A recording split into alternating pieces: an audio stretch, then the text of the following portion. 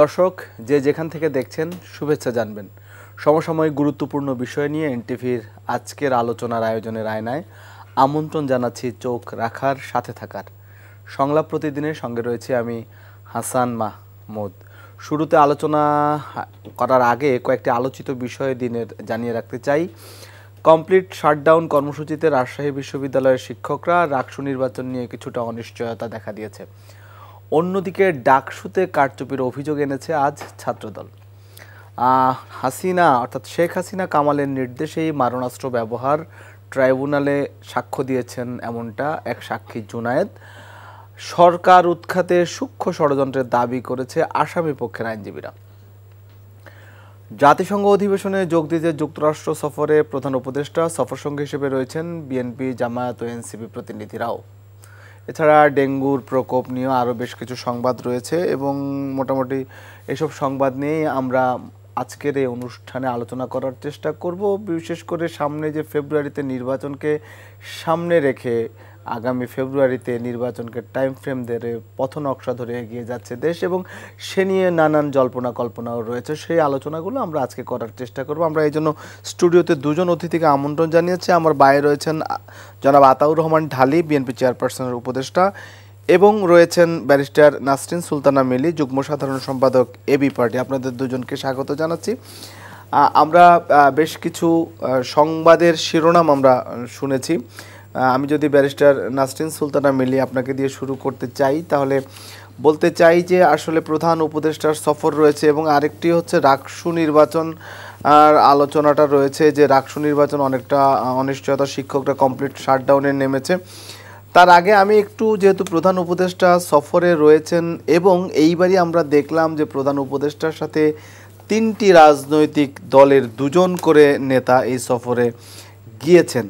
আসলে নতুন করে এটা একটা ভিন্ন প্রেক্ষাপটে গতবারও এই জাতিসংঘ অধিবেশনে যোগ দিয়েছিলেন ডক্টর ইউনূস, এবারও দিয়েছেন, কিন্তু আসলে এইবার নতুন করে তিনটি দলের 6 জন নেতাকে আমন্ত্রণ জানিয়ে নেয়ার কি অন্য কোনো উদ্দেশ্য আছে কিনা বা অন্য কোনো মাঝে যা আছে কিনা? আপনার কাছে কি মনে হয় যে এটা কেন সফর সঙ্গী হিসেবে বিএনপি এবং জামায়াত, এনসিপি নেতারা স্থান পেয়েছেন? মাঝে যা যদি কিছু থেকে থাকে সেটা আসলে জানবে তো ডক্টর ইউনূস নিজে। এটা আমরা তো জানতে, মানে আমরা জানবো না, আমরা ধারণা করতে পারি। আপনার মানে মতামতটা কি বা কি বাইরে থেকে যেটা মনে হচ্ছে, তিনটার কারণ হতে পারে। একটা হতে পারে যে আমাদের যে ফেব্রুয়ারিতে যে নির্বাচন আসছে সেটা নিয়ে ডক্টর ইউনূস মনে করছে যে বিএনপি, জামাত এবং এনসিপি হলো মেইন প্লেয়ার, তাদেরকে নিয়ে বসতে হবে। বিকজ তারা তিনজনই আবার ডিফারেন্ট ভয়েস, মানে ডিফারেন্ট তরঙ্গে কথা বলছেন, ডিফারেন্ট ওয়েভলেংথ যদি আমরা বলি। একটু মানে 5 আগস্টের পরে কিছুটা পথরেখা একটু ভিন্ন হয়ে গেছে, যদিও ফ্যাসিবাদ বিরোধী আন্দোলনে তারা এই তিনটি দল একসাথেই কাজ করেছে, সেটাই বলতে চাচ্ছেন না শুধু অনেকেই আপনারা? আমরা যারা, আমি বলি, আমরা যারা ঐক্যমত্য কমিশনে বসি, প্রায় 30-32টি দল, আমি তো মনে করি প্রায় সব দলই তো ছিল কোনো না কোনো ভাবে, ফ্যাসিবাদ বিরোধী আন্দোলনে কোনো না কোনো ভাবে ছিল বলে আজকে ওখানে আছে। তো এখন চিফ অ্যাডভাইজার্স অফিস থেকে মনে করা হচ্ছে যে এই তিনটি দলই সবচেয়ে ইম্পর্টেন্ট নির্বাচনের জন্য, যার ওনাদের এই মনে হওয়ার কারণে এই তিনটা দলকে ওনারা সিলেক্ট করেছেন। বিএনপি, জামাত ঠিক আছে, এখন বাংলাদেশের এখন পরিবর্তিত প্রেক্ষাপটে আসলে এই দুটো দলই বড় দল। এটা তো আমাদেরকে রিয়েলিটি তো মেনে, বলো না রিয়েলিটি মাইন্ড না নাও, তো রিয়েলিটি মেনে নিতে হবে। তো ওনারা দুটো বড় দল। আর এনসিপিকে মানে পৃষ্ঠপোষকতা তো করে মানে চিফ অ্যাডভাইজার্স অফিস থেকে, তো সেটা সরকারের পক্ষ থেকে পৃষ্ঠপোষকতা করা হয়, তাই বলছেন? হ্যাঁ, মানে একটা তো সফট কর্নার আছে। ডক্টর ইউনূস নিজেই বলেছেন ছাত্ররা আমাকে বসিয়েছে, তো ওনারা তো এই যে ছাত্র প্রতিনিধি তো আসছে এনসিপি থেকে, তো আমরা ধরে নিচ্ছি ওইটার জন্যই হয়তো একটা মানে সফট কর্নার আছে। অথবা তা কেন, মানে কারণ ভোটের রাজনীতিতে তো এনসিপি আসলে বড় দল না। আপনি যদি ভোটের রাজনীতিও ধরেন তাহলে হয়তো ধরতে হবে আপনার চরমনাই অথবা ইসলামী আন্দোলন, ঈশা যেটাকে বলে, তো তাহলে ওনাদের চোখে যদি এনসিপি হলো থার্ড বিগেস্ট পার্টি হয়, এটা তো শুধু আজকে না, মানে আপনার এই ইউএন এর যে সফর সেটার জন্য না, কিন্তু আপনি প্রত্যেকটা ডক্টর ইউনূসের যে চিফ অ্যাডভাইজার্স অফিস থেকে বসা হয় দলগুলোর সাথে, হঠাৎ হঠাৎ যে কোনো একটা ক্রান্তিকালে সংকটকালে আপনি দেখবেন প্রথমে ডাকা হয় এই 3টি দলকে, পরের দিন ডাকা হয় আমাদের মতো দলকে আর কি, 12 দল 14 দল মিলায় একজন একজন করে ডাকেন আর কি। তো আমাদের সৌভাগ্য তো আসলে ওই 3 জনের মধ্যে থাকার মতো হয়নি এখনো, তো হয়তো আমরা এইটা অ্যাচিভ করতে পারিনি, যে লেভেলটা ওনারা মনে করছেন এটা হয়তো আমরা ওনাদের চোখে অ্যাচিভ করতে পারিনি, অথবা আমাদের আরো পথ যেতে হবে। তো এই 3টা দলকে ডক্টর ইউনূস হয়তো মনে করতে পারেন নিয়ে গেলে এই যে লম্বা সফরে ওনারা একসঙ্গে থাকবেন, এখানে বসে তাদের মধ্যে একটা যে তারা যে ত্রিমুখী কথাবার্তা, যেমন বিএনপি বলছে ফেব্রুয়ারিতে নির্বাচন চান ওনারা এবং প্রচলিত সিস্টেমেই চান, বিএনপির একটা কথা হলো যে যা আছে এভাবেই হবে, কিন্তু সেখানে আমরা বলেছি যে যা আছে সেভাবেই যদি হয় তাহলে 2024-এর ফেব্রুয়ারি নির্বাচন, জানুয়ারি 2024-এর নির্বাচন আর 2026-এর ফেব্রুয়ারি নির্বাচনের মধ্যে তো কোনো ডিফারেন্স নেই, যদি একইভাবে হয়, একই সিস্টেমের আন্ডারে হয়। মানে আপনার 72 থেকে 72-এর যে সংবিধান এবং সবকিছু যে সিস্টেম যেটাই আছে সেই সিস্টেমের আন্ডারে হয়, তাহলে তার একটা নির্বাচনের দরকার নেই।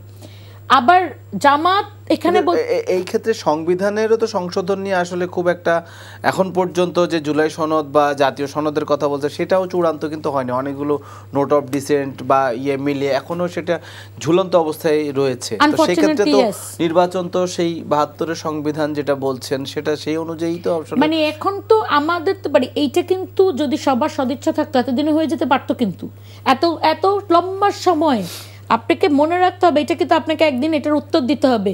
আপনি জনগণের পয়সা খরচ করে দিনের পর দিন ঐক্যমত্য কমিশনে বসেছেন, এই একটা জায়গায় ঐক্যমত্য আসার জন্য জনগণ কিন্তু তাকিয়ে আছে। এখন আপনি এই পুরা টাইমটা বসে সবাই মিলে কথা বলে চা নাস্তা যা খাওয়ার খেয়ে তারপরে আপনি যদি আলটিমেটলি এটা ব্রেকডাউন করে এবং আমরা যদি ওই আগের স্থিতি অবস্থা স্ট্যাটাস কো যেটাকে বলো ওইখানেই থাকি, তাহলে এই পুরা কর্মযোগ্যতার দরকার কি ছিল? এবং আমি আপনাকে বলি, আমরা তো ছোট দল অথবা মাঝারি দল যেটাই বলেন, আমাদের কিন্তু মানে এনার্জি দেওয়ার মতো অনেক নাই। আমাদেরকে দেখা যাচ্ছে এই ঐক্যমত্য কমিশনের পিছনে আমরা যে পরিমাণ এনার্জি স্পেন্ড করছি, আমরা ওই মাঠে একটা বড় সময় আমরা স্পেন্ড করতে পারি নাই। তো এরকম যারা আছে, বিএনপি অনেক বড় দল, তাদের অনেক লিডারশিপ আছে, অনেক স্পেন্ড করতে পারে, তারা এখানে ভালো 5 জন লিডার পাঠালো, আরেক জায়গায় ওনারা 10 জন পাঠাতে পারে। আমাদের এই পরিমাণ লোকবলও নেই, তো আমরা তো এখানে লুজ করেছি সময়টা, তাই না? তো আমাদের মতো দলরা অনেকেই কিন্তু এটা লুজ করেছে। তো যদি এটা ভেঙে পড়ে তাহলে তো এটা জাতি কিন্তু মনে রাখবে, এটা তো মানে টেলিভাইজড হয়েছে না আপনার লাইভ, জাতি কিন্তু মনে রাখবে যে কারা এটা আসলে হতে দেয় নাই। সুতরাং ওইটা একটা। আবার জামাত দেখেন এতদিন কিন্তু তারা জুলাইয়ের যে প্রস্তাবগুলো ছিল, স্পিরিটগুলো, ওটার মোটামুটি পক্ষে বলে এসেছে কিন্তু, এবং আমি ঐক্যমত্য কমিশনে আমি 4-5টা মিটিংয়ে অ্যাটেন্ড করেছি, ওনারা কোয়াইট লজিক্যালি এবং তাদের পয়েন্টগুলো কোয়াইট সুন্দরভাবে উপস্থাপন করেন, এবং তাদের মানে কোনো কারণ ছাড়া নোট অফ ডিসেন্ট খুব কম দেখেছি আমি। হ্যাঁ, কিন্তু এখন টেবিলেই যখন কথাটা এখনো আছে, এর মধ্যে হঠাৎ ওনারা রাজপথে পিয়ার পদ্ধতি নিয়ে কর্মসূচি, যেটা এখন মানে এই মুহূর্তে না সংখ্যানুপাতিক নির্বাচনের বিষয়ে তো আসলে ঐকমত্য কমিশনেও আমরা যতদূর জানি খুব একটা নেতারা যা বলেছেন কোনো আলাপচারিতা হয়নি বা এই বিষয়টি আসেনি, ঐকমত্য হয়নি এই ব্যাপারে। এটা যে শুধু বিএনপি নোট অফ ডিসেন্ট দিয়েছে তাই না, এটা হলো আলটিমেটলি দেখা গিয়েছে যে এটা এখন আর পসিবল না। টাইম উইথ টাইম গিভেন, আপনার যে টাইমটা আছে নির্বাচনের জন্য, ধরেন 5 মাস, কমিশন আপনার এটা করতে পারবে না এখন। জি। তো তারপরে থার্ড যেটা আপনি বলেন যে কেন নিয়েছে, আরে এনসিপি আবার বলছে গণপরিষদ গণভোট, তাও মনে হয় ওই জায়গাটা একটু ঠিক করার জন্য, মানে দূরত্বটা কমিয়ে আনার জন্য নিয়েছে। আরেকটা নিয়েছে হলো যে ওই যে আপনার মাহফুজ আলম যখন ইউকে এবং আমেরিকা গেল, লন্ডন এবং আমেরিকা, আপনার যে আওয়ামী এবং ফ্যাসিবাদী শক্তির হাতে যে তারা যে আক্রমণ হলো, আমার মনে হয় যে এই ওনাদেরকে নিয়ে ডক্টর ইউনূস নিজেকে কিছুটা একটু প্রোটেক্ট করলেন, মানে আপনার রত দেখা হলো কলাও বেচা হলো, অসুবিধা তো নাই। জি না, এছাড়াও আমরা যতদূর জানি যে এই শুধু ইউএন সামিটে তিনি বক্তৃতা করবেন না, শুধু সম্মেলনে বক্তৃতা করবেন না, ডক্টর ইউনূস সাইডলাইনে অনেকগুলো বৈঠক করবেন, যার জন্য আসলে যে আমাদের আঞ্চলিক যে বিষয়গুলো রোহিঙ্গা ইস্যু নিয়ে রয়েছে একটা বিশেষ সম্মেলন রয়েছে, অধিবেশন রয়েছে, সব মিলিয়ে হয়তোবা সেই বিষয়গুলোর সাথে বা রাজনৈতিক দলগুলোকে কিছুটা অ্যাডাপ্ট করার জন্য হয়তোবা এই প্রক্রিয়া হতে পারে। আমি এই বিষয়টা একটু ঢালি ভাইয়ের কাছে শুনি, জনাব আতাউর রহমান ঢালি, আপনার কাছে কি মনে হয় যেটি বলছিলেন ব্যারিস্টার মিলি, আপনার কাছে কেমন মনে হচ্ছে? আপনাদের দলও গেছে এই সফরে, আপনাদের দলের প্রতিনিধিরা, আপনার কাছে কেমন মনে হচ্ছে যে এটা কি আসলেই যে প্রশ্নগুলো তিনি উত্থাপন করেছেন আপনাদের তিনটি দলের মধ্যে যে কিছুটা দূরত্ব তৈরি হয়েছে সেটিকে কিছুটা কমিয়ে আনা এবং পাশাপাশি যে আঞ্চলিক যে রাজনীতি আছে সেগুলোর বিষয়েও কোনো কিছু হতে পারে? আমি এই ধরনের জাতিসংঘের এই ধরনের অধিবেশনে ইজ এ কমন প্র্যাকটিস হচ্ছে সাইডলাইন মিটিং। এটা কোনো আনকমন না, যে এটা পূর্ব নির্ধারিত থাকে না অনেক সময়, জাস্ট সাইডলাইনে একটা মিটিং হয়ে গেল 2 মিনিটের 5 মিনিটের, সেখান থেকে কিন্তু অনেক বড় বড় হতে পারে। ডক্টর ইউনূস অনেক ভালো ভালো সিদ্ধান্ত আসতে পারে, আসাটাই স্বাভাবিক। সেই ক্ষেত্রে ডক্টর ইউনূস সাহেব হয়তো আমাদের একটা জাতীয় ঐক্য দেখাইতে চাচ্ছেন ওনাদের কাছে, ইন্টারন্যাশনাল কমিউনিটির সাথে, যে আমার পিছনে সবাই আছে, এটা আমরা সবাই একসাথে আছি। তো আমার মনে হয় যে এটা একটা কারণ হইতে পারে। কারণ তো একটা থাকে না, না নিশ্চয়ই নয়। আরেকটা কারণ হলো তার ফেভারিট পার্টি হচ্ছে এনসিপি।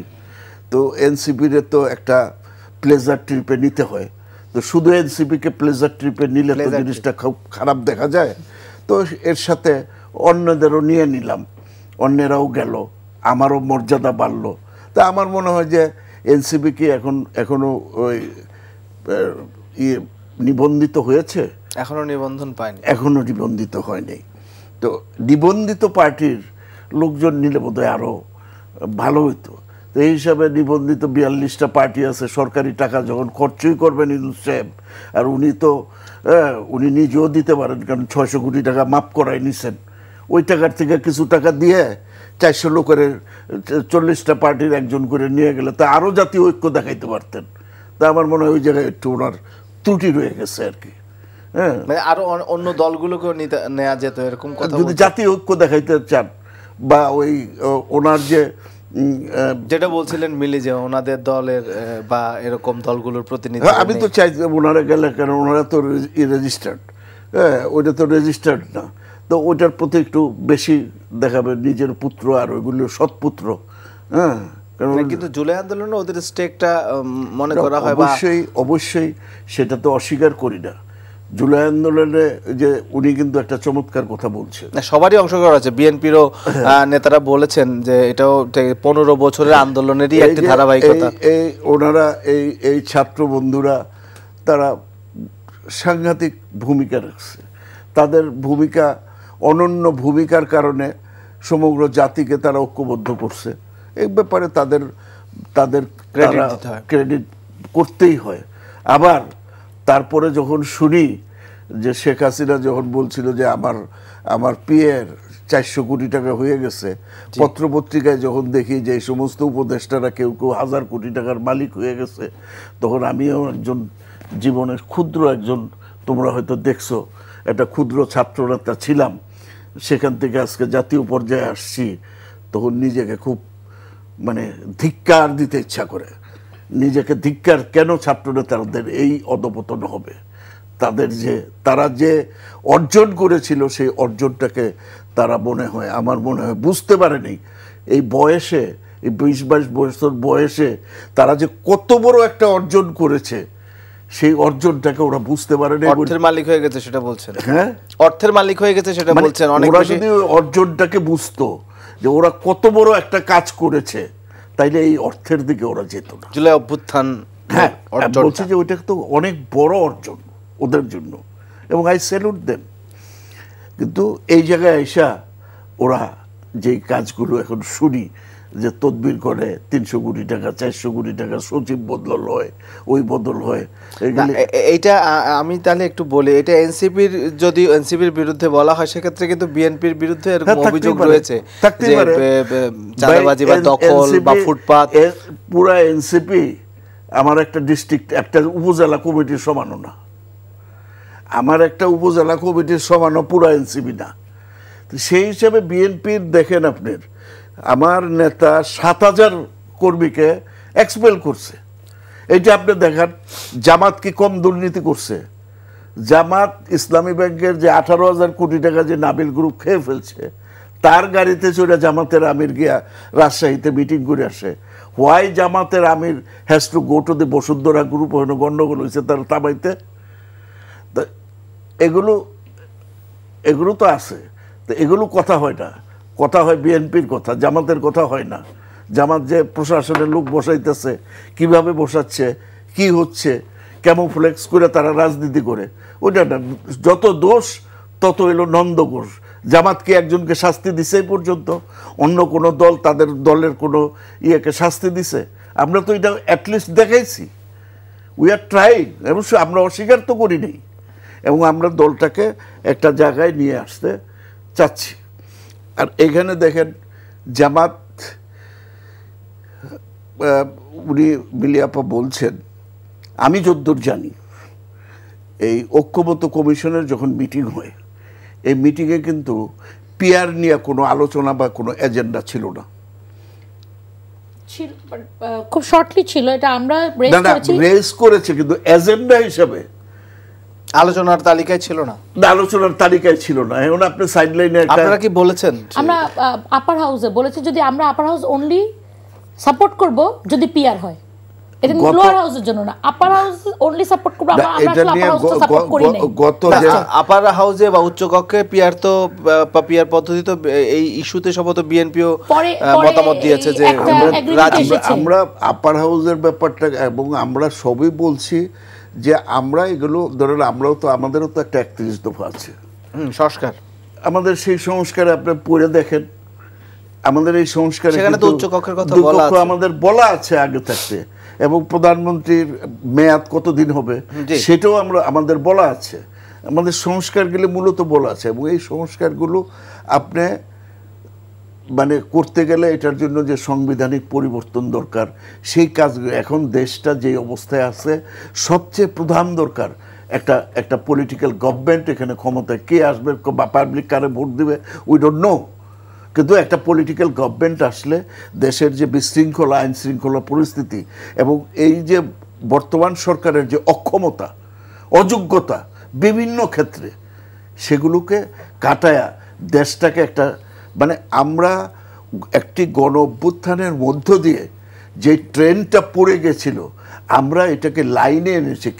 ট্রেনটাকে যে সচল করা দরকার, সেই সচল করার জন্য যে রাজনৈতিক মেধা মনন প্রজ্ঞা, সেইগুলো রাজনীতিবিদদের প্রয়োগ করে দ্রুত একটা নির্বাচনে গিয়ে তারপরে আমরা পার্লামেন্ট আছে, পার্লামেন্টে আমরা এগুলো করতে পারবো। জামাত ইসলাম বা অন্যরা বলে মানে আমি যদিও মানে আইনের ছাত্র না, তো যেহেতু ছাত্র রাজনীতি বা বিভিন্ন রাজনীতি করছি, আপনারা জানেন যে এই 90 সালের যে আন্দোলন হয়েছে, এটা 82 সালে প্রথম আমি 10 দফা আমার হাতের লেখা, তাই না? তাই আমরা কিছুটা তো জানি। একটা সংবিধান আছে দেশে, সংবিধান তো বাতিল করে নাই কেউ,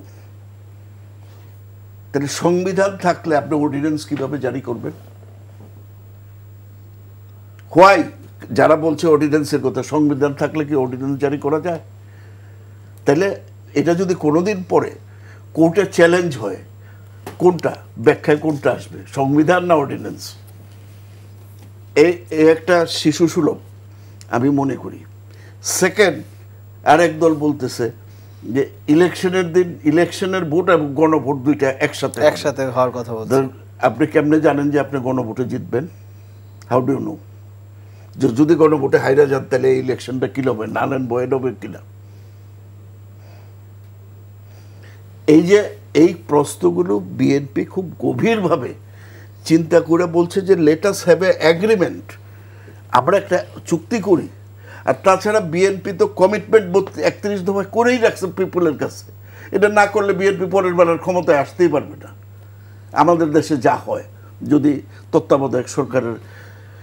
তারপরে এখানে আরেকটা প্রশ্ন রয়ে গেছে যে আপনি দেখেন 72-71 সালে এত বড় একটা যুদ্ধের পরে 8 মাসের ভিতরে আমরা একটা সংবিধান আমাদের জাতির সামনে, সেই সময় তারা এটার জন্য ক্রেডিট দেওয়া হয়েছে। সংবিধানে কি আছে না আছে পরে যাব, আর তোমরা 1 বছর হয়েছে সংবিধান সংশোধন করবা কোথায়, সেই আলোচনাগুলোই করতে পারেনি।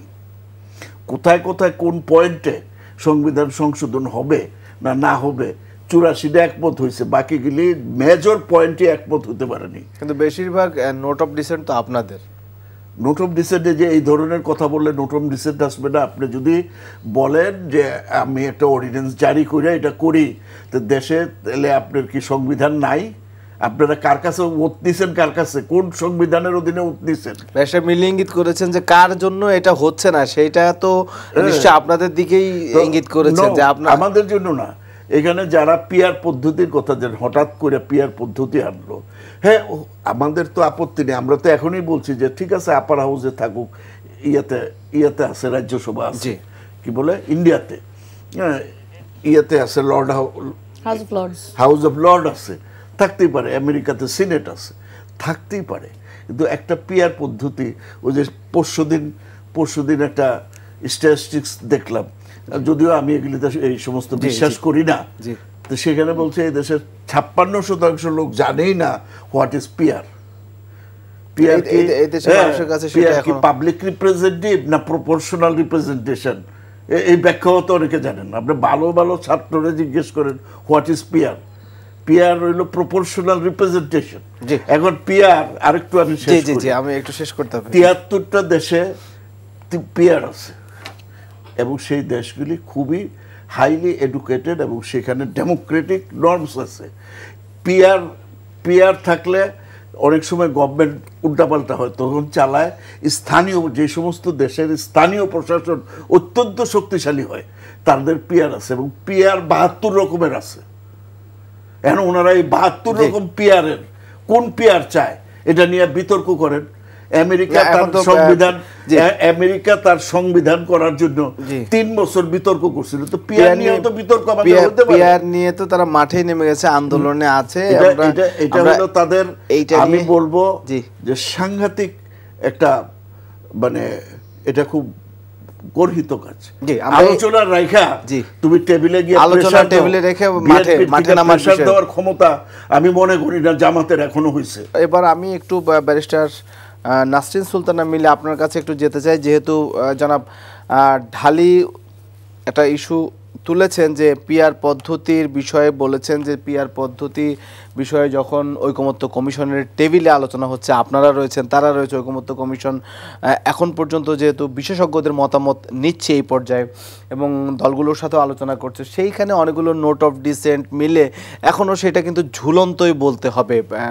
সেই ক্ষেত্রে নির্বাচনও যদি ফেব্রুয়ারিতে হয়, তিনি যে কথাটি বলেছেন যে আলোচনার টেবিলে এটা রেখে আসলে আবার মাঠে কেন, বিশেষ করে যারা আপনারা একসাথে ফ্যাসিবাদ বিরোধী আন্দোলন করেছেন, যখন একটা আলোচনা হচ্ছে, যখন আলোচনার টেবিলে আমরা জানি যে যেই সিদ্ধান্তগুলো হয়তো অমীমাংসিত থাকে সেগুলো নিয়ে হয়তো রাজনীতির মাঠে যাওয়া যেতে পারে বা যায়, সেই ক্ষেত্রে আপনি কি বলবেন? আসলে একাধারে আলোচনা চলছে, অন্যদিকে মাঠের চাপ, যেটাকে উনি চাপ হিসেবে উল্লেখ করেছেন, এইটা সামনের ফেব্রুয়ারির নির্বাচনের টেনশনকে বাড়াবে কিনা?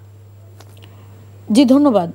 আমি এখানে দুটো ব্যাপার নিয়ে কথা বলবো। একটা তো হলো যে যখন আলোচনার মাঝে কোনো সাবজেক্ট ম্যাটার পেন্ডিং আছে এবং হচ্ছে, এমন না যে ওনারা ওয়াকআউট করেছেন, ওনারা আছেন, কথা বলছেন, কিন্তু ওয়াকআউট করেননি, অংশগ্রহণ করছেন এবং সবাই অংশগ্রহণ করছে, এখন পর্যন্ত কেউ ওয়াকআউট করেনি। সেইখানে এটাতে এই সেম টপিক নিয়ে রাজপথে কর্মসূচি দেওয়াটা কিছুটা হটকারি। এটা ইটস নট নিডেড, আমরা এখন ওই জায়গায় দরকার ছিল না। হ্যাঁ, এটা দরকার নাই, এটা আমরা ওখানে যাই নাই। কিন্তু ঢালি ভাই যেটা বললেন, with lot of respect, due respect, আমি এখানে একটু ডেফার করবো না, সাথে দ্বিমত করছি যে এই পিআর এর জন্য ঝুলে গিয়েছে, এটা আসলে না। আসলে বেশিরভাগ নোট অফ ডিসেন্ট যেটা জুলাইয়ের যে সনদে যেটা বেশিরভাগ নোট অফ ডিসেন্ট আসলে এসেছে বিএনপি থেকে, যেটা আমরা হিস্টোরিক্যালি দেখেছি যে 30-32টা দলের মধ্যে সবার শেষে সালাউদ্দিন সাহেব কথা বলেন বিএনপির ঐকমত্য কমিশনে। ধরেন একটা বেলা সারা দিন, ধরেন সকাল 9টা থেকে দুপুর 1টা পর্যন্ত, বিকাল 5টা, দুটো সেশন হয় আর কি, 1টা-1:30টার দিকে আমাদের একটা ব্রেক আসে। তো 1টা-1:30টা পর্যন্ত সকল দল আলোচনা করছে এবং কোয়াইট কিন্তু আপনার বুদ্ধিবৃত্তিক। আমি ওখানে বসে আমার মনে হয় যে আমরা একটা হিস্টোরিক টাইম আমরা উইটনেস করছি। তো দেখা যায় যে সবাই খুব ভালো ভালো লজিক্যাল এবং ভালো যুক্তি দিচ্ছেন এটার পক্ষে বিপক্ষে, যেটাই হোক একটা, বাট বেশিরভাগ দেখা যায় যে পক্ষে। বিকজ এমন কোনো, এটা কিন্তু এই যে সাবজেক্ট ম্যাটারগুলো নিয়ে বসা হয়েছে, এটা তো মোটামুটি একটা কমন গ্রাউন্ডে আসার পরে তো বসা হয়েছে, এটা তো কিন্তু একদম আনকমন বিষয় নিয়ে বসা হয়নি। তারপরে দেখা গেল যে সবার শেষে সালাউদ্দিন সাহেব উঠে দাঁড়িয়ে বলল যে আমরা তো এখানে এই জায়গাটা এগ্রি করতে পারছি না, এবং হোল কনভারসেশন আপনার ফল ব্যাক করে। মানে এই যে সকাল থেকে এতগুলা দলের এতগুলা লোকজন বসে যে এত বুদ্ধিবৃত্তিক একটা কনভারসেশন করেছে, এটার মনে হয় আর কোনো মূল্যই থাকে না। কেন এটা মনে হচ্ছে? উনি কি সবকিছুর সাথে দ্বিমত পোষণ করেন কিনা? সবকিছুর সাথে আপনি তো ছিলেন, সেজন্যই বলছি। আমি ছিলাম, সবকিছুর সাথে দ্বিমত পোষণ করেন না, এটা সত্যি কথা, বাট বেশিরভাগের সাথে দ্বিমত পোষণ করেন। এবং যেটা আমরা পরে আমরা কিন্তু এটা আমরা কমিশনে বলেছি, এটা রেজ করেছি যে কেন জানি মনে হচ্ছে আমরা হলাম যে ইউএন এর দুটো আছে কিন্তু, একটা সিকিউরিটি কাউন্সিল আর একটা হলো এমনি জেনারেল কাউন্সিল আর নিরাপত্তা কাউন্সিল। হ্যাঁ, সিকিউরিটি কাউন্সিল ভেটো দিলে যত বড় সাবজেক্টই হোক, যেমন আপনার আমরা জাস্ট 2 দিন আগে দেখলাম প্রত্যেকটা দেশ পক্ষে ভোট দেওয়ার পরও জাস্ট আমেরিকা এটার বিপক্ষে ভোট দেওয়া হয়েছে বলে ইসরায়েলের আগ্রাসন বন্ধ হয়নি। হ্যাঁ, তো সেখানে সেম জিনিসটাই আমাদের কাছে মনে হচ্ছে যে আমরা হলাম জেনারেল কাউন্সিল, আমরা খালি বসে থাকি, আমাদের ভোট দিল কি না দিল কি ইট ডাজন্ট ম্যাটার। বাট ওই যে সিকিউরিটি কাউন্সিল আছে ওখানে 3 জন, জামাত, বিএনপি এবং এনসিপি, তারা যদি কোনো কিছুতে ডিসএগ্রি করে পুরো হোল কনভারসেশনটা মানে আপনার মানে মনে হয় যে একদম ফল ব্যাক করে। সারাদিনের যে আলোচনা মানুষের সারাদিনের অনেক সময় দেখা যায় একই টপিক নিয়ে 2-3 দিন আলোচনা, আমরা ধারাবাহিকভাবে আলোচনা করেছি। হ্যাঁ, তো ওইটা পুরাটাই একটা তো আমরা বললাম যে এটা থেকে আমাদের বেরোয় আসতে হবে। যদি 32টা দলের মধ্যে 30টা দল এগ্রি করে এবং 2টা দল ডিসএগ্রি করে, এটা নোট অফ ডিসেন্ট দিয়ে এটা চলে যেতে হবে। বিকজ এভাবে কিন্তু তাহলে আপনি কোনো কিছুতে আমরা কোনো জায়গায় পৌঁছাতে পারবো না। কিন্তু দলের ক্ষেত্রে 32টি দলের ক্ষেত্রে বড় দলগুলো তো একটা বড় ফ্যাক্টর হয়। অবশ্যই বড় দলগুলোর যদি ভোটিং পাওয়ার আমাদের থেকে টুয়াইস থ্রাইস হইতে পারে, কিন্তু একদম 32টা দলকে তো আউটওয়ে করতে পারে না একটা দল, এটাও তো নট গুড। আর যদি ওইরকমই হয়, আমরা এটাও বলেছি দুষ্টমি করে যে এক কাজ করবেন, আপনারা প্রথমে বিএনপি, জামাত, এনসিপির সাথে টপিকগুলো নিয়ে কথা বলেন, ওরা এগ্রি করলে শুধু এখানে উঠান। কারণ যেহেতু ওনারা এগ্রি না করলে আর এটা সামনে আগায় না, ওনারা শুধু এগ্রি করলে তাইলে উঠান। কারণ এই যে আমরা যে দিনের পর দিন আমাদের বুদ্ধিবৃত্তিক, আমাদেরও তো এখানে সময় দিতে হয়, পড়াশোনা করতে হয়, তারপর আমাদের নিজেদের দলে যে এটা নিয়ে আলোচনা করতে হয় এবং আমরা কি মনে করি সেটা একটা দলীয় সিদ্ধান্ত নিতে হয় কোন কোন বিষয়গুলোতে। এটা প্রত্যেকটা দলের ক্ষেত্রেই সত্যি, এটা তো আমাদের দলের জন্য না। তো এই ওপিনিয়নটা আমরা যখন এনে দেই, তারপরে যখন সবকিছু আমরা রেডি করে সব ওখানে আমরা ফাইনালাইজ করার পরে যখন মনে হয় যে ওই যে সিকিউরিটি কাউন্সিল যারা 3 জন আছে তাদের ভেটোর কারণে আমাদের কোনো কিছুই টিকছে না, তাহলে তো what's the point of us going there. এই জিনিসটা যদি কন্টিনিউ করে, এবং উনি ঢালি ভাই আরেকটা আমি ডেফার করবো ওনার সাথে, উনি বলেছে যে ওনাদের তো 31 দফা আছে এবং ওনারা তো প্রমিস করেছেন যে ওনারা নির্বাচিত হলে এগুলি ইমপ্লিমেন্ট করা হবে। এখন আপনারাই যে নির্বাচিত হবেন, আপনারা খুব ভালো মানুষ, ঠিক আছে আমরা ধরে নিলাম, কিন্তু আপনারাই যে হবেন সেটার তো কোনো গ্যারান্টি নেই। এবং অন্য পার্টি এসে, আমি বলি নাই, না না এটাই বলো, অন্য পার্টি এসে যদি এটা যদি না করে, না আপনি বলেছেন যে গণভোটের কথা বলেছেন তিনি, যে গণভোটে যারা দিতে বলে তারা যদি মনে করে যে গণভোটে না জিতে, মানে ওনারটা বলেন, ওটা একটু পরে আসছি। যেটা বলতেছিলাম যে এই যে জুলাইয়ের যে আমরা সনদের যে চেঞ্জেসগুলো আমরা আনতে চাচ্ছি, কেন আনতে চাচ্ছি? বিকজ আমরা উই ডোন্ট ওয়ান্ট এই ফ্যাসিবাদটা যেন আবার ফেরত আসুক, আগের পন্থা থেকে বেরিয়ে আসার জন্য একটা চেকস এন্ড ব্যালেন্স, যেটা অ্যাসপিরেশনস ছিল ওই জায়গাটাকে রিফ্লেক্ট করার জন্য তো এই চেঞ্জেসগুলা। তো এই চেঞ্জেসগুলা আমরা ওয়েট করতে হবে যে সামনে যে নির্বাচিত সরকার আসে সে যদি চায় তাহলে আসবে। কেন এখানে তো মানুষের তো একটা অলরেডি একটা 32টা দল যারা আমরা যদি বলি স্টেক হোল্ডার, তাদের একটা এগ্রিমেন্ট আছে যে অন্তত যেগুলোতে এগ্রিমেন্ট আছে সেগুলো কেন প্রতিফলিত হবে না এখনই? হোয়াট ইজ বারিং, মানে এই আপনি নির্বাচনের কথা বলছেন, আপনি যদি এগুলো মানে যেগুলোতে একমত হয়েছে সেগুলো কেন এখনই শুরু করা যাচ্ছে না, এমনটাই বলছেন শুরু করা যাচ্ছে না? আপনার ধরেন আপনি উনি সংবিধানের কথা বলেন, সংবিধান ছাড়াও তো অনেকগুলো চেঞ্জেস আছে যেটা সংবিধানের রিলেটেড না, সেই চেঞ্জেসগুলো কেন আমরা করতে পারছি না? অথবা উনি যে বললেন যে এটা তো আসলে সংবিধান থাকা অবস্থা অর্ডিন্যান্স দেওয়া যায় না, বাট আমাদের বাংলাদেশের তো এক্সাম্পল আছে যে অর্ডিন্যান্স জিয়াউর রহমান সাহেবের সময়ের কথা ধরি, সংবিধান স্থগিত ছিল, অর্ডিন্যান্স দিয়ে পরে এটাকে পরে আপনি 5th অ্যামেন্ডমেন্টে করেছেন, কিন্তু অর্ডিন্যান্সটা দিয়েছেন কেন? যেহেতু অর্ডিন্যান্সটা কিন্তু স্থগিত ছিল। এটা আর কনস্টিটিউশন ওয়াজ সাসপেন্ডেড দুইবার, একবার এরশাদ সাহেব সাসপেন্ড করেছেন, একবার জিয়াউর রহমান সাহেব তো এটা করেনি, মোস্তাক করে গেছে, মার্শালও উনিই দিয়ে গেছে, কিন্তু দায়িত্ব হয়েছে পরে গিয়া সেটা তো তখন নেসেসিটি, তখন সেটা আপনারা বলেন নাই। কিন্তু দেখেন আপনারা যখন ওত নিছেন, আপনারা কি ডক্টরেট অফ নেসেসিটিতে ওত দিছেন? নো, আপনার প্রেসিডেন্টের কাছে ওত দিছেন আর্টিকেল 106-এ, এবং এটা এই সংবিধানের আন্ডারে। সেখানে আপনারা বলেন নাই যে ডক্টরিন অফ নেসেসিটি প্রয়োগ করলাম, এখানে সংবিধান কিচ্ছু দরকার নেই। কেউ কি বলছেন একবারও বলেন নেই? আমরা বলেছি এখন আমাদের ছোট দল, আমি ক্লিয়ারলি বললাম। তিনি বলছেন যে আচ্ছা, আরেকটা প্রশ্ন আপা যেটা বললেন, বেশিরভাগ পয়েন্ট 84টা পয়েন্টে একমত হয়েছে, হয় নাই কি? সেটাই তো বলছি, যেগুলো একমত হয়েছে ওগুলো করে ফেলেন। সেটাই বলছে, সনদের যে ব্যাপারটা, সনদের যে দুইটা পয়েন্ট নিয়ে বিএনপি কেন অবজেকশন দিছে? অবজেকশনটা দিচ্ছে যে সনদকে এক জায়গায় বলা হয়েছে যে সনদ it will be the above of the constitution. এখন এইটা বিএনপি মানেনি। বিএনপি বলছে যে না, এটা সনদ থাকতে পারে, হ্যাঁ, সেটা ভিন্নভাবে থাকতে পারে, কনস্টিটিউশনে লেখা থাকতে পারে, হ্যাঁ, কনস্টিটিউশনে এটা থাকুক, জুলাইয়ের কথা থাকার কথা বলা হচ্ছে, আমরা মানছি, কিন্তু এটাকে কনস্টিটিউশনের ঊর্ধ্বে স্থান দিতে হবে। তো এটা it will be bad president. আবার বলছে যে সুপ্রিম কোর্টও এটার ব্যাখ্যা দিতে পারবে না। তো এটা তো আমার মনে হয় যে স্বৈরাচারী আচরণের মতন হয়ে যায়। হ্যাঁ, এইটাকে বিএনপি যদি অবজেকশন দিয়ে থাকে, এটা তো জাতির স্বার্থে, কারণ পরে তো এটা করলে পরে হাইকোর্টে গেলে, সুপ্রিম কোর্টে গেলে আরেক জটিলতার সৃষ্টি হবে। সেই জটিলতার থেকে জাতিকে বাঁচানোর জন্যই বিএনপি বারবার এগুলোকে এই রাস্তায় আনতে যাচ্ছে, কারণ বিএনপি তো এগুলো দেখে আসছে। BNP has seen all this things, এবং বিএনপি কোনো সময়ই খুব সহজে ক্ষমতায় আসেনি। সমস্ত বিরোধিতাকে ওভারকাম করে এখনো বিএনপিকে যাতে এখানে ষড়যন্ত্র হচ্ছে বিএনপি যাতে ক্ষমতায় না আসে।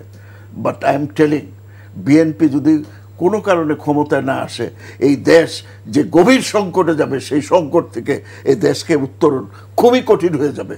এই জন্যই বিএনপিকে ক্ষমতায় যাওয়া জাতির জন্য প্রয়োজন, দেশের জন্য প্রয়োজন, গণতন্ত্রের জন্য প্রয়োজন, আন্দোলনের জন্য প্রয়োজন। না, সেটা তো জনগণ নির্ধারণ করবে নিশ্চয়ই। আমার প্রয়োজনটা তাকে জনগণকে বলছি, হ্যাঁ, এবং জনগণ, এদেশের জনগণ কোনো সময়ই ভুল করেনি, কোনো সময়ই ভুল করেনি।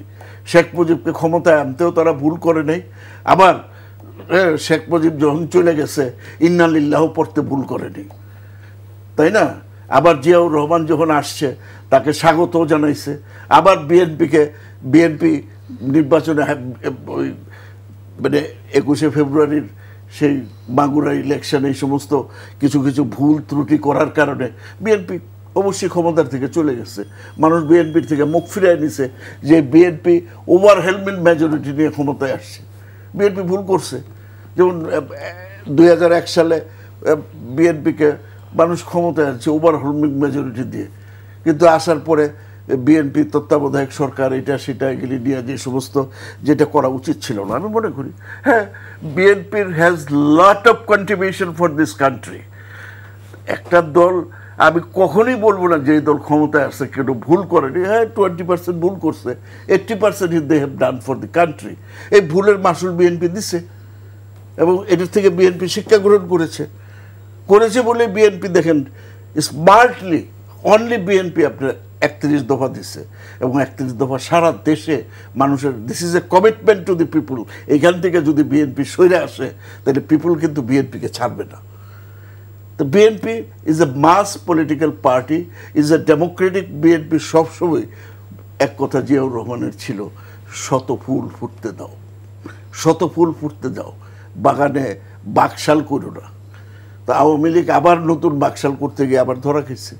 এখন আমরা এই ধরনের কনস্টিটিউশনে আসলে দেখেন, কনস্টিটিউশন ভালো খারাপ পাকিস্তানের ওই অনেকে পাকিস্তানের 3বার সংবিধান নতুন করে লেখা হয়েছে।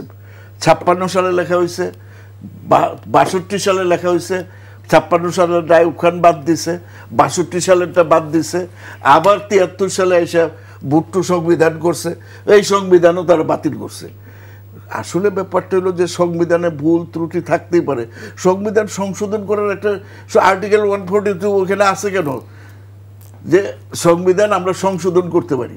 তো এখানে এই পলিটিক্যাল পার্টিগুলো আগে নিজেদেরকে সংশোধন হইতে হবে। সংবিধান সংশোধন করে কি হবে? সেই সংবিধান সংশোধন করতে গিয়েই তো আপনারা বহু মত, সেটার জন্য এটার জন্য ডিবেট, কিন্তু সময় না। আপনার তাড়াতাড়ি দেশটা একটা গণ অভ্যুত্থানের পরে, যে কোনো গণ অভ্যুত্থান দেখছেন পৃথিবীর বিশৃঙ্খলা দেখা যায়, চীনে দেখা গেছে 19 সালে, আপনার রুশ বিপ্লবের পরে দেখা গেছে, অন্যান্য দেশেও দেখা গেছে। এই জন্য দ্রুত একটা সরকার গঠন করা, যেই ক্ষমতায় আসুক, দেশটাকে নিয়ে আসুক, পার্লামেন্ট হোক সমস্ত আলোচনার কেন্দ্রবিন্দু, সমস্ত রাজনৈতিক দলগুলো এখানে আলোচনা করুক। এটা খুব শুভ লক্ষণ। দেখেন পাকিস্তান টাইমে যখন 47 থেকে 71 পর্যন্ত সমস্ত বিতর্কটাই ছিল কিন্তু সংবিধান নিয়ে। পাকিস্তানে একটা নতুন সংবিধান দরকার, এটাই ছিল 6 দফার মূল কথা, পয়েন্ট ছিল। এই সংবিধান নিয়ে কিন্তু আলোচনার মধ্য দিয়ে জাতি কিন্তু শিক্ষিত হয়েছে। যে 72-এর পরে আজও পর্যন্ত আমাদের দেশে এই সংবিধান নিয়ে কোনো বিতর্ক হয়েছে কিনা, এখনো হচ্ছে না, মানুষ জানে না কি হচ্ছে।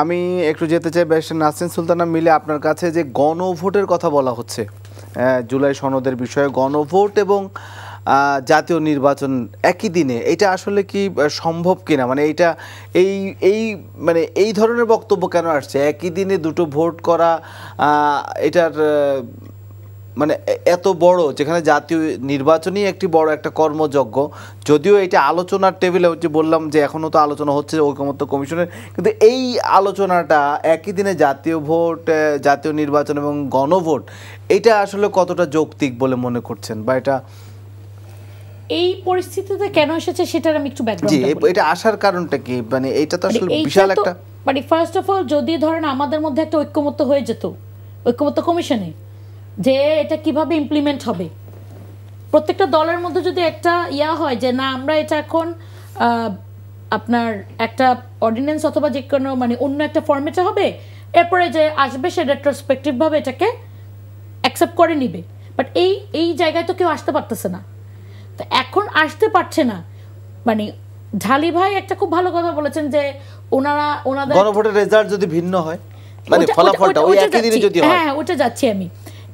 31 দফা যেটা ওনারা আসলে করবেন, ওনারা এটা প্রমিস করেছেন, কিন্তু ওনারা যদি না আসেন, ধরেন আমি বললাম ওনাদের যেটা ক্ষমতায় না আসেন, জনগণের রায়, ধরেন জামাত এসেছেন, তাহলে তো জামাত ধরেন কোনো কিছুই করলো না, শুধু পিআরটা করলো, তখন অন্য পার্টিরা কি হবে? যে এতগুলা জিনিস নিয়ে আমরা কথা বললাম, তো টু সেফগার্ড যে সবারই যে একটা ওপিনিয়ন আছে, সবার এই যে জুলাইয়ের যে এইজন্যই তো জুলাই জাতীয় সনদ সবাই স্বাক্ষর করার কথা বলা হচ্ছে, স্বাক্ষর করার কথা। স্বাক্ষর তো এই যে এটা নিয়ে যে প্যাচ লাগার কারণে তো গণভোটে যাওয়া হয়েছে, যে কেউই যেখানে অ্যাগ্রি করতে পারছে না কোন পদ্ধতিতে, তখন এটা হলো যে আপনি এটা মানে যে সনদটা ইমপ্লাইড হয়ে যাবে, এবং গণভোটের দিন আপনার মানে আমাদের ইলেকশনের দিন আরেকটা ব্যালট হবে, যেখানে থাকবে যে জুলাইয়ে সনদের আপনি কি পক্ষে নাকি বিপক্ষে, পক্ষে হ্যাঁ বিপক্ষে না, মানে খুব সিম্পলিফাইড ওয়েতে চলে যাবে। বিকজ আমরা যেটা চিন্তা করছিলাম আগে, যেটা যদি এত কমপ্লিকেটেড হয় মানুষ বুঝবে কি, দুইটা ব্যালট থাকবে।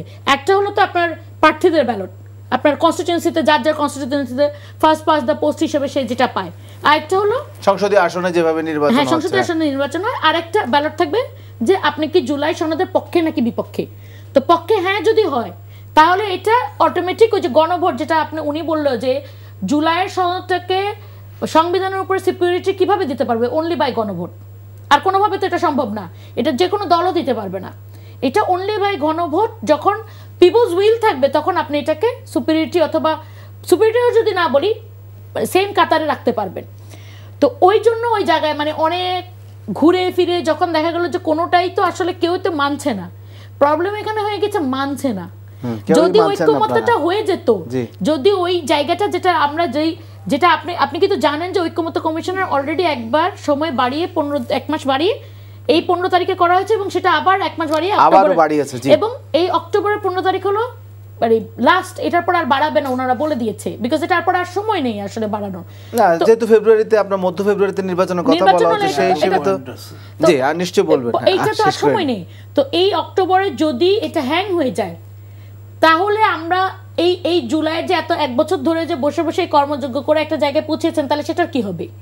তো ওইটার একটা রেজাল্ট ইল্ড করার জন্য এখন শেষ পর্যন্ত দেখা যাচ্ছে যে মানে পিপলস উইলকে মানে আমরা তখন আর এই দলের মধ্যে না রেখে এটা মানুষদেরকে দিয়ে দেওয়া, যে মানুষের উইলি এখন যদি কোনো আপনি যেটা বলেন যে গণভোট যদি আমি যেটা চাচ্ছি সেটার পক্ষে না যেতেই পারে, আপনি এটা তো পিপলস উইল রিফ্লেক্ট করবে। মানুষ যদি বলে যে না তারা জুলাই সনদের বিপক্ষে, তাহলে সেটাই হবে, বিকজ বাংলাদেশের মানুষ যেটা চাবে তার বিরুদ্ধে আপনি না গেলে তখন আসলে ইয়েটা কি হবে? এই যে যেটা স্ট্যাটাস কো আছে সেটাই থাকবে, মানে এখন তো আছে অলরেডি আমরা স্ট্যাটাস কোতে, তো তাহলে সেটাই থাকবে, এই চেঞ্জেস গুলো হবে না। পোস্ট রিডাক্টে থাকবে, ফার্স্ট পাস পোস্ট এমনিও আছে অমনিও আছে, ওটা তো আর চেঞ্জ। আমি এটা কিন্তু যেটা বাংলা মানে জামাত বলতেছে, আপনি যে প্রশ্নটা করেছেন যে হেরে গেলে কি হবে, সেটা নিশ্চয়ই প্রথম কথাটা হলো যে গণভোট দিয়ে কোনো কিছুকে এবার সংবিধানের ঊর্ধ্বে কিন্তু কোনো কিছু না। সংবিধান হচ্ছে একটি দেশের সর্বোচ্চ দলিল আইন। এখন জুলাই সনদ ধরে প্রস্তাবনা এটা সংবিধানের অন্তর্ভুক্ত থাকতে পারে, এটাতে আমাদের তো কোনো আপত্তি নেই, কিন্তু যখনই বলা হয়েছে যে it will be above the constitution, তো এইটা যদি ভবিষ্যতে, এবং সেখানে আবার আরেকটা যে সুপ্রিম কোর্ট চাইলেই, যে supreme court the guardian of the constitution, আপনি ব্যারিস্টার মানুষ আমার থেকে তো অনেক ভালো বোঝেন, হ্যাঁ, যে সুপ্রিম কোর্টও এটা পরিবর্তন করতে পারবে না।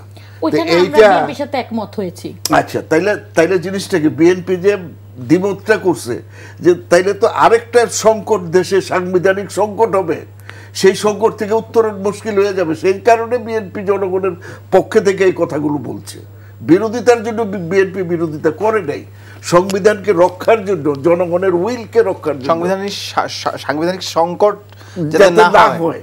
এই কারণ আপনার এটা হইতে পারে যে সুপ্রিম কোর্ট এটা মানে সুপ্রিম কোর্টটা কি গার্ডিয়ান অফ দি কনস্টিটিউশন, যার কাছে ব্যাখ্যা দিতে, কনস্টিটিউশনকে আমরা ব্যাখ্যা দিতে পারি সারা পৃথিবীতেই, হ্যাঁ, যেটা এই যে নেপোলিটনো আমেরিকান সুপ্রিম কোর্টের লাস্টে যে মহিলা জাজ হইল, তো ওনাকে জিজ্ঞেস করছিল রিয়াকশন জাজ হওয়ার পরে, বলছে this great American constitution has brought me here and this is my duty to protect this constitution. যে উনি পোর্টোরিকোর থেকে বাংলাদেশ আমেরিকাতে এসে নাগরিক হয়েছে, যে this great American constitution has brought me here.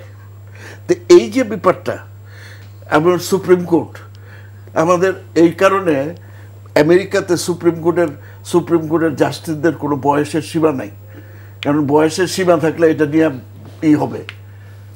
তারা কত অনেস্ট, যে লাস্ট যে 82 হয়ে গেছিল, উনি বলছে না আমি আর আমার কার্য চালাইতে পারছি না। আমাদের দেশে হইলে মরার আগের দিন পর্যন্ত জাস্টিস থাকতো, তাই না? তারা একটা সিস্টেম, আর আপনি আজকে পিআর সিস্টেমের নিয়ে গণভোটে দিতে চান। আমাদের দেশের মানুষ ওই যে পিআরের একটা সিস্টেম আছে, যে আপনার ব্যালট পেপারে 2 রকম, একটা হইল আপনার শুধু মার্কা, আরেকটা হইলো আরেকটা হইলো পার্সন। সেখানে মার্কা থাকবে না, পার্সন কোন সিটের দরকার নেই, তার নাম থাকবে, হ্যাঁ, আপনি নামের পিছনে টিক মার্ক করবেন, ভোট দিলেন। বাংলাদেশের শিক্ষার হার কি? 12%, মানে যারা পড়তে পারে। তো এই 12% লোক ছাড়া ব্যালট পেপারটা হইব এত বড়, এটাই তো বুঝবে না, এটাই বুঝবে না। এই যে এখন যে পিআরের নামে গণভোট দিতে যায়, আগে ইয়েস করেন, আসেন না, আমরা 1-8 বছর পাবলিককে এটা নিয়ে করি। 72 রকমের পিআর আছে, আপনারা 3 রকম চাইছেন। এই পিআর পাবলিককে আমরা মানে এটাকে অ্যাওয়ার করে, মানে জানানো। পিআর কিন্তু জুলাই সনদে আসলে ওভাবে নাই, যেটা আমি কই দুইটাই পিআরও তো একটা দাবি, পিআর নিয়ে আলোচনা দাবি, কিন্তু ওটা কিন্তু জুলাই সনদে নাই। না জুলাই সনদ তো জামাত যেভাবে চাচ্ছে, হ্যাঁ জুলাই সনদে নাই। আমি বলছি যে জুলাই সনদে আপনার বলছে এই দুইটা পয়েন্ট জুলাই সনদে যে অ্যাবাভ দি কোনো কনস্টিটিউশনের ঊর্ধ্বে স্থান দিতে হবে। না না, কনস্টিটিউশনের মধ্যে আমরা বলতে চাই কনস্টিটিউশনের ভিতরে ঢুকায় মানে আপনারা বলছেন কারেক্ট, কিন্তু এরা যে দাবিটা আমি যে এটা পড়েছি জুলাই সনদের যে মূল কপিটা 20-25 পৃষ্ঠা পড়ার ক্ষুদ্র অভিজ্ঞতা আমার হইছে, সেখানে দুইটা জায়গাতেই আমি মার্ক করছি, একটা হলো অ্যাবাভ কনস্টিটিউশন আর একটা হলো সুপ্রিম কোর্ট এটাকে পরিবর্তন করতে পারবে না। তাহলে আপনি কি করলেন? বিচার বিভাগের স্বাধীনতা কোথায় থাকবে? দীর্ঘ 40-50 বছর ধরে এই বিচার বিভাগের স্বাধীনতার জন্য আমরা লড়াই করতেছি, এইখানে এসে আমরা কই যে সুপ্রিম কোর্ট এটা করতে পারবে না। এটা বিএনপির মতো একটা ডেমোক্রেটিক পার্টিকে মেনে নিতে পারে কিনা? পারে না। এই জন্য হয়তো বিএনপির আমাদের একটু দুর্বলতা আছে, আমাদের কিছু কিছু দুর্বল জায়গা আছে। সেই দুর্বল জায়গা হচ্ছে আমরা এই সোশ্যাল মিডিয়াতে একটু দুর্বল। দেখেন না, কয়েকদিন আগে সোশ্যাল মিডিয়াতে হঠাৎ করে ভাইরাল হয়ে গেল মির্জা ফখরুলের ছেলে ওইখানে চাঁদাবাজি করছে, বেচারার ছেলেই নেই, ওনার দুইটাই মেয়ে জানেন আপনারা, একজন এখানে প্রফেসরি করে আর একজন অস্ট্রেলিয়াতে। এই যে এইগুলোকে বিএনপির বিরুদ্ধে চাঁদাবাজির অভিযোগ, কিন্তু অন্যদের যে চাঁদাবাজির অভিযোগ, কেমন ফ্লেক্স করে চাঁদাবাজি করা, ঢাকা ইউনিভার্সিটিতে আমরা ঢুকতেই পারিনি, ওনারা মানে জামাত আওয়ামী লীগের সাথে হেলমেট পরে ঢুকছে। এই যে জিনিসগুলো আপনি দেখেন, আমরা তারা কোথায় চাঁদাবাজি, বিএনপির 100 টাকা চাঁদাবাজি করলে সেটা পত্রিকায় আসতেছে, আর ওনারা যে 1000 কোটি টাকা নিয়ে যাচ্ছে, তো বিএনপির মিডিয়া সেল বলবো, বিএনপির উইপ বলবো। আর আমাদের দেশে যে ইনভেস্টিগেশন জার্নালিজম একসময় বিএনপির বিরুদ্ধে বহু লেখছে, আওয়ামী লীগের বিরুদ্ধে লেখছে, এখন কিন্তু এরা এই জামাতের এই অপকর্মের বিরুদ্ধে বা অন্যান্য পার্টির খুব হালকা করে লেখে। এইটা আমি বলবো যে ইনভেস্টিগেশন জার্নালিজমের একটু দুর্বলতা আছে তাদেরকে। তারা সবসময় ওনাদের এই জার্নালিস্টরা যদি আগায় না আসতো, আমার এই 54 বছর মানে 50-60 বছরের রাজনীতি, আমি আতাউর রহমান ঢালি আজকে আমারে চিনে শুধুমাত্র আপনাদের কারণে। এই জার্নালিস্টরাই আমাকে পিপুলের সামনে নিয়ে আসছে, এবং এই জার্নালিস্টরাই দেখা গেছে যুগে যুগে তারা খড়গের শিকার হয়েছে, মারা গেছে, হাত কেটে ফেলছে, কিন্তু তারপরও সত্যের পক্ষে দাঁড়াইছে এবং আওয়ামী লীগের বিরুদ্ধে এত কঠিন সময় দাঁড়াইছে। কিন্তু এখন আমার মনে হয় যে ইনভেস্টিগেটিভ জার্নালিজমটা একটু কমে গেছে। আমাদেরও দুর্বলতা আছে বিএনপির। আমরা অবশ্যই নির্বাচনের আগে গেল, বিএনপি একটা বড় দল, বিএনপি বারবারই বলছে না যে সেই পাখির মতো, ফিনিক্স পাখির মতো বারবারই দাঁড়াইছে, বিএনপিকে ভাঙার চেষ্টা করছে, বিএনপিকে নিঃশেষ করে দিচ্ছে বারবার। কিন্তু তারেক রহমান বারবার কিন্তু আপনাদেরকে সতর্ক করছেন যে দলীয় সিদ্ধান্তগুলো মানার জন্য, এবং আপনি যেটা বললেন যে প্রায় 7000 কর্মীকে বা নেতাকে শুধু এটা না শাস্তি দেওয়া হচ্ছে, এই সরকার কেন উদ্যোগ নিচ্ছে না? এগুলো রোধ করা যাচ্ছে না কেন? রোধ করা যাচ্ছে না এই সরকারের দুর্বলতার কারণে। এই সরকার কোন জায়গায় আমরা যাকে বহিষ্কার করছি, সরকারের দুর্বলতার কারণে রোধ করা যাচ্ছে না। ইয়াস, আপনাকে আমার পয়েন্টটা প্লিজ টেক মাই পয়েন্ট।